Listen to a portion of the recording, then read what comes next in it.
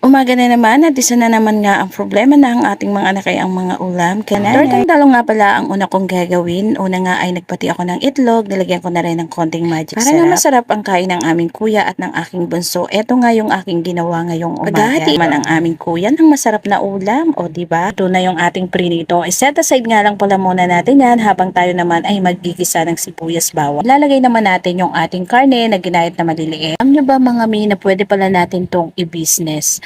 Ilagay nyo lang sa plastic at pwede na nating ibenta ng 10 piso. Inilagay ko na yung ating prinitong talong. So sobrang excited ko nga dahil first time ko nga palang magluto nitong pinag-uungan talong ay nakalimutan ko ang kamatis ilagay. Naman pala siya ng ating vinegar. Ito nga pala yung magsisilbing preservative natin sa ating kulay. Lagyan nga rin pala natin to ng siling green. Ako magluto, isinalin ko na naman pala ito sa malinis